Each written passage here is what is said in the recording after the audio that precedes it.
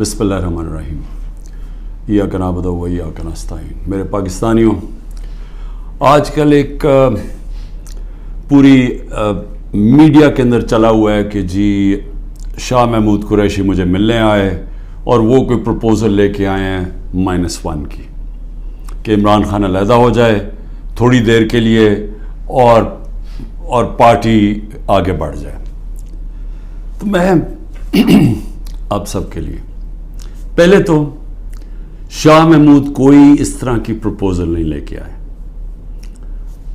और बातचीत हुई कि उनका जेल में टाइम गुजरा, किससे से मिले, हमारे कई लोग थे जो उनसे मिलने आए, तो वो सब की बातचीत हुई और फिर आगे अपने करना क्या। लेकिन मैं आप सबको ज़रा समझाना चाहता हूँ कि 2 तरह की पॉलिटिक्स है। ये आपने बड़ा ज़रूरी समझना है, क्योंकि एक पॉलिटिक्स में ये -1 चलता है। वो कौन सी पॉलिटिक्स है? उसको पावर पॉलिटिक्स कहते हैं। वो पॉलिटिक्स होती है इक़्तिदार की पॉलिटिक्स।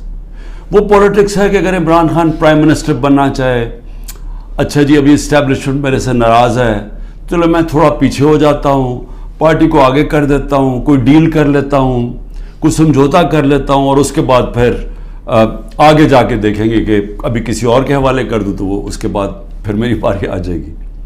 इसको पावर पॉलिटिक्स कहते हैं। दूसरी पॉलिटिक्स है जो मैं पॉलिटिक्स कर रहा हूँ 27 साल से। वो पॉलिटिक्स है जो कायदे आज़म की पॉलिटिक्स थी। वो पॉलिटिक्स वो है जो कि मिशन की पॉलिटिक्स है, कोई वो ज़ात की पॉलिटिक्स नहीं है। वो पॉलिटिक्स वो है जो हम सारे मुसलमान इंस्पायर होते हैं हमारी नबी सल्लल्लाहु अलैहि वसल्लम से, कि उन्होंने भी एक मदीना की रियासत संभाली थी, उन्होंने भी मुश्किल वक्त गुजारा था, और उसके बाद उन्होंने दुनिया की तारीख का सबसे बड़ा इनकलाब लेके आए थे। और हम तो कभी उनके अपना कार्य सोच ही नहीं सकते कि उनके जूतों की मिट्टी के करीब भी हों। लेकिन कुरान में हमें हुक्म है कि उनकी ज़िंदगी से सीखो, उनकी सुन्नत से सीखो। वो पॉलिटिक्स बड़े मकसद की है, वो अपनी ज़ात से हट के है। कि मेरे नबी सल्लल्लाहु अलैहि वसल्लम जब सारा अरब उनके नीचे आ गया था तो उन्होंने अपना रहन सहन नहीं बदला, वो जिधर थे उधर ही रहे। मकसद बड़ा था, तो हम तो उनसे इंस्पायर हुए हैं। मैं तो ना पॉलिटिक्स में आता ही ना कभी। तो मैंने जो इंसाफ की तहरीक शुरू की थी, ये मदीना, और कहा था कि इस्लामी फलाही रियासत हमारा मकसद है। हम मदीना की रियासत से इंस्पायर हुए थे। जिस तरह की हरकतें हो रही हैं मेरे लोगों के ऊपर, मैं इसलिए ये आपके सामने रखना चाहता हूँ कि आज़ाद माशरों के अंदर ये नहीं हो सकता। ये सिर्फ ग़ुलामों को होता है। ये सिर्फ फ़िरौन ऐसी हरकतें करता था लोगों के ऊपर दहशत फैलाने के लिए, जो आज हमारे पे हो रहा है। और मैं सारे पाकिस्तानियों को कहना चाहता हूँ, जो इस वक्त ये PDM वाले भी बैठे हुए हैं, ये जो आप तमाशा देख रहे हैं, ये याद रखें कि ये आज हमारे पे जुल्म हो रहा है। ये जुल्म आपके ऊपर भी होगा जब एक मुल्क के सारे इंसाफ के इदारों को, जब उनको इस्तेमाल किया जाता है, हुकूमती इदारों को इस्तेमाल किया जाता है एक पार्टी को ख़त्म करने के लिए और उनके लोगों के ऊपर दहशत फैलाने के लिए, तो ये सिस्टम फिर जाता नहीं है। ये कोई भी संभाल के ये सिस्टम सब इस, अगर आज हमारे हकूक नहीं, अगर हमारे फंडामेंटल राइट्स नहीं है, तो ये अब कल आपके भी नहीं होंगे। फंडामेंटल राइट्स तो एक कौम के हिफाजत होते हैं ना, इनको ह्यूमन राइट्स कहते हैं। ये ह्यूमन राइट्स सारे मुल्क के होते हैं। ये नहीं होता कि एक तबके के आप ह्यूमन राइट्स ले लें और वो तबका क्या है, मुल्क की सबसे बड़ी जमात जिसका सबसे बड़ा वोट बैंक है, अगर आप उसके ह्यूमन राइट्स आज वायलेट कर रहे हैं तो इसका मतलब ह्यूमन राइट्स नहीं है। क्योंकि ह्यूमन राइट्स को तो एक मुल्क की अदलिया उसकी हिफाजत करती है। तो हमारी अदलिया के तो कुछ सोचता ही नहीं। हमारी अदलिया ने तो सुप्रीम कोर्ट कहता है इलेक्शंस होंगे 14 मई को आइन के मुताबिक, गवर्नमेंट परवाही नहीं करती, तो गवर्नमेंट आगे क्यों इलेक्शन। यानी ये तो इसका मतलब कि इस वक्त ताकत की हुक्मरानी आ गई, क्योंकि जब आप आइन से बाहर निकल गए तो कानून से बाहर निकल गए, उसके मतलब जो ताकतवर चाहे वो करेगा, तो ये सारे मुल्क को इफेक्ट करेगा। ये तबाही सारे मुल्क पे आ रही है। और ये जिस तरफ हम अब जा रहे हैं, ये जो जुल्म कर रहे हैं, सिर्फ और सिर्फ खौफ पिला के समझ रहे हैं कि ये पार्टी टूट जाएगी। اور کئی لوگ چلے بھی گئے ہیں. لیکن کیا اب میرے سے پوچھیں کہ کیا مجھے اس سے کوئی فرق پڑ رہا ہے؟ 150 سے اوپر کیسز کر دیے, قتل کا کیس آخری کر دیا میرے اوپر. مجھے 19 بیلیں لیے میں نے ایک دن میں, یہ دنیا کا ریکارڈ ہے. اس کے بعد 4 گھنٹے نیب میں بیٹھا ہوں. 4 گھنٹے نیب نے میرے سے وہ جو سوال پوچھے, میں چیلنج کرتا ہوں کہ کسی عدالت کے اندر کبھی بھی یہ کیس کی کوئی اہمیت ہو جائے. کوئی کیس ہی نہیں ہے, کیبنٹ کا فیصلہ ہے, ساری کیبنٹ نے فیصلہ کیا. اب یہ دکھانا تھا کہ مجھے اس سے کوئی ذاتی فائدہ ہوا. کیا القاعدہ جو پہلا بن چکی تھی, شروع ہو گئی تھی یونیورسٹی, کیا وہ ایک ٹرسٹ ہے؟ وہاں غریب گھرانوں کے بچوں کو مفت تعلیم مل رہی ہے سیرت نبی پہ اور یہ جو ٹیکنالوجی کے اوپر. وہ ٹرسٹ ہے جس نے شوکت خانم ہے. مجھے اس سے کیا فائدہ ہے؟ 1 روپیہ نہیں دکھا سکتے مجھے کیا فائدہ ہو, نہ ہی ہو. کسی ٹرسٹ سے کسی کو فائدہ نہیں ہو سکتا, ٹرسٹ ڈیڈ میں لکھا ہوا ہے. تو وہ کیسز بھی ہیں, قتل کا کیس بھی ہے, ہر روز کوئی نئے کیس آ جاتا ہے. عدالتوں کے میں چکر مار رہا ہوں, لیکن مجھے اس سے کوئی فرق نہیں پڑتا. میں ہر عدالت میں جاتا ہوں, ہر کیس میں جاتا ہوں, یہ بتانے کے لیے کہ میں قانون سے اوپر نہیں ہوں. جبکہ میرے اوپر یہ جان کے کیا جا رہا ہے, یہ مجھے خوف دلانے کے لیے کیا جا رہا ہے. میں یہ آج کہنا چاہتا ہوں کہ یا اس سے یہ سارے کیسز کریں, اور اس کیسز میں کیونکہ کسی عدالت میں کوئی سزا نہیں ہو سکتی, ملٹری کورٹس سیٹ اپ کیے ہیں, اپروور ڈھونڈے جا رہے ہیں جو کہ جی عمران خان نے ہمیں کہا تھا کہ وہ کور کمانڈر کا گھر جلاؤ, یہ کہیں گے, ان میں سے کوئی اپروور آ جائیں گے, مجھے ملٹری کورٹ میں لے جائیں گے, سزا ہو جائے گی. مجھے کوئی فرق نہیں پڑے گا.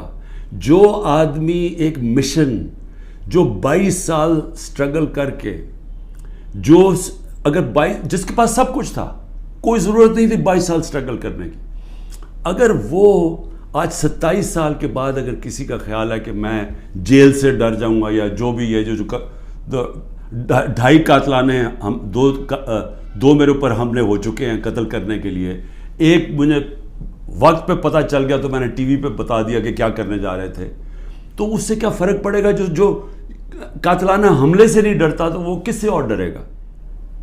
اب آگے کیا راستہ ہے؟ ملک کا راستہ آگے کیا ہے؟ میں جو یہ ان سے بات کرتا ہوں کہ میرے سے بات چیت کرو, کوئی بات چیت نہیں کرتا. میں اپنی اسٹیبلشمنٹ آرمی چیف سے اسے کہتا ہوں کہ بات چیت کرو, کوئی بات چیت کرنے کے لیے تیار نہیں ہے. میں اپنی ذات کے لیے آپ سے بات نہیں کرنا چاہتا. مجھے آپ کچھ نہیں دے سکتے.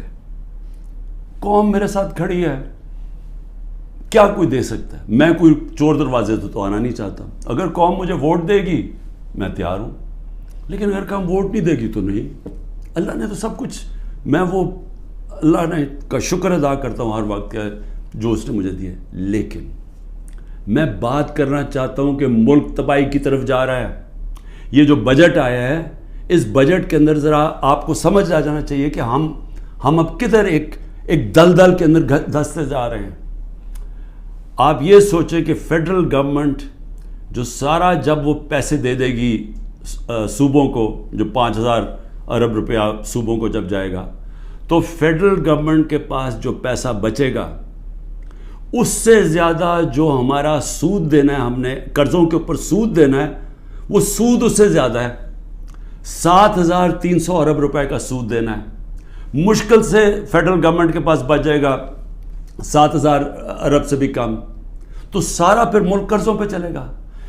ہم نے 3.5 سال میں 18,000 ارب 18,400 ارب قرضہ لیا تھا. 18,400 ارب قرضہ 3.5 سالوں میں. انہوں نے تقریباً 15,000 ارب قرضہ 1 سال میں لے لیا. تو یہ قرضے چڑھائے جا رہے ہیں, انڈسٹری بند ہو رہی ہے. گروتھ ریٹ جو تھی جس سے دولت میں اضافہ ہوتا ہے وہ 6.1% سال پہلے تھی, آج وہ پہنچ گئی ہے 0.3 پہ. تو جو دولت ہے اس کے اندر تو کمی ہو رہی ہے, قرضے بڑھتے جا رہے ہیں. ڈالر کدھر سے آئیں گے؟ انہوں نے 25-30 ارب ڈالر 1 سال کے اندر دینے ہیں, وہ کدھر سے آئیں گے؟ تو میں آج اس لیے یہ سوال پوچھ رہا ہوں کہ کوئی تو روڈ میپ ہوگا نا. ابھی تو روڈ میپ یہ ہے کہ کسی نہ کسی طرح عمران خان کو ختم کرو, اور اگر P T I Imran Khan سے تو اس کو ختم کرو. تو ابھی تو یہ ون پوائنٹ ایجنڈا, ساری ایجنسیز, سب کچھ, سارے ملک کے ادارے وہ اسی پہ لگے ہوئے ہیں کام کر رہے ہیں. لیکن میں سوال کچھ اور پوچھ رہا ہوں. میں یہ نہیں کہہ رہا کہ کریں, ہم کھڑے ہیں. اس میں سے ایک آپ یہ کرم کر رہے ہیں کہ میرے جو نظریاتی لوگ ہیں وہ نظر آنے شروع ہو گئے ہیں کہ وہ نظریاتی لوگ کون ہیں, اور وہ نظر آنا شروع ہو گئے کہ جو ہمارے ساتھ اور مقصد کے لیے آئے تھے, ان نظریے کے لیے نہیں آئے تھے.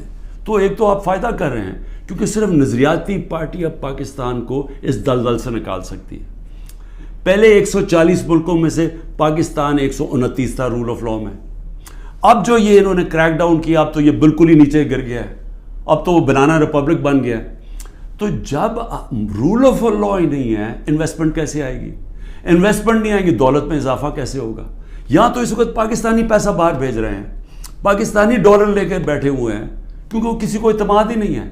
تو جب تک ہم اس ملک کا نظام ٹھیک نہیں کرتے, جو میں 27 سال پہلے انصاف کی تحریک لے کے نکلا تھا, رول آف لا کی تحریک, وہ جب تک اب ہم قائم نہیں کریں گے, پاکستان کے نظام کو ٹھیک نہیں کریں گے, گورننس سسٹم تب ٹھیک ہوگا, ادارے مضبوط ہوں گے. اور جب لوگوں کو اعتماد ہو جائے گا کہ ہمارے, اب جب میں اپنی سرمایہ کاری کروں تو یہاں کا جو قانون ہے, جو ان کی لا انفورسمنٹ ہے, جو ان کی عدلیہ ہے, وہ میری سرمایہ کاری کی حفاظت کرے گی, میرے سے فراڈ نہیں ہونے دے گی. یہ جب تک اعتماد نہیں ہوتا پیسہ نہیں آنے لگا. اور اس کے لیے جب تک کہ حکومت نہیں آتی جو پبلک مینڈیٹ سے آئے, جس کو پبلک سپورٹ کرے, جس کو بڑا ووٹ ملے اور پبلک کی سپورٹ سے آئے, صرف وہی بڑے بڑے فیصلے کر سکتی ہے. نہیں تو ان کو تو آپ نے دیکھ ہی لیا ہے کیا کیا انہوں نے, سوائے مہنگائی کر کے, تاریخی مہنگائی 38% پہ, انہوں نے کیا کیا ہے؟ انڈسٹری بند ہو گئی ہے, بے روزگاری بڑھ گئی ہے, گروتھ ریٹ, انہوں نے اور کیا کرنا ہے؟ تو یہ جو ابھی تک تو گیم پلان میں یہی کھچڑی پکنے لگی ہے نا. آگے نئی آ گئی ہے, نئی جماعت ایک کریٹ کر دی ہے, ہم نے بھی اپنے بڑے بڑے اچھے 27 سال پرانے ہم نے لوگ وہاں بھی بھیج دیا ہیں ان کے پاس, اور ضرورت ہے تو حکم کریں ہم اور بھی بھیج دیتے ہیں. لیکن اس سے ملک ٹھیک نہیں ہونے لگا. ملک ٹھیک تب ہوگا جب ایک public mandate, free and fair election کے بعد ایک مضبوط گورنمنٹ آئے گی.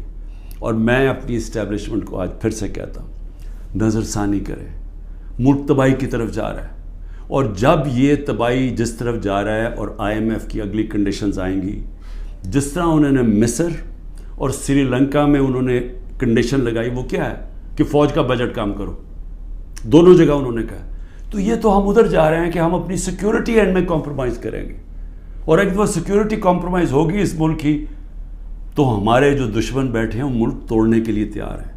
تو میں اس لیے آپ کو کہہ رہا ہوں, مجھے کوئی ریلیف نہیں چاہیے, مجھے کوئی آپ کی مدد نہیں چاہیے, میں کوئی مجھے یہ سمجھے کہ یہ جو سارا کچھ ہو رہا ہے انتقامی کارروائی, مجھے چھوڑے, میری بہنیں باہر جانے کے لیے نہیں تیار. وہ تو عورتوں کے اوپر تو کبھی اس ملک میں ایسے نہیں ہوا, لیکن ملک نیچے جا رہا ہے. اور اس لیے وقت کم ہے, جس طرح دن بڑھتے جا رہے ہیں ہم اور اپنے ملک کو تباہی کی طرف لے کے جا رہے ہیں. صرف قانون ختم ہو چکا ہے, کسی کو اس وقت, پھر سے میں کہتا ہوں, جب عدلیہ اپنے فیصلے نہیں کروا سکتی, جب آئین کی کوئی پرواہ نہیں کر رہا, جب پولیس کھلے عام گھروں میں گھس کے لوگوں کے گھر لوٹ رہی ہے اور اٹھا کے لے کے لوگوں کو جا رہی ہے, کلیکٹیو پنشمنٹ دے رہی ہے, تو اس ملک میں تو اب باہر کے لوگ کیا سوچ رہے ہوں گے؟ بتائیں نا, بیرون ملک پاکستانی جو آپ کا بڑا اثاثہ ہے وہ کیا سوچ رہا ہوگا؟ وہ کوئی سوچے گا کہ پاکستان میں پیسہ لگانا ہے؟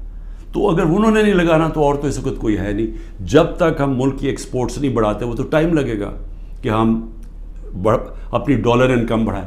تو اس میں تو صرف ایک ہی انٹرم میں تو صرف اوورسیز پاکستانی مدد کر سکتے ہیں. شکریہ. پاکستان زندہ باد.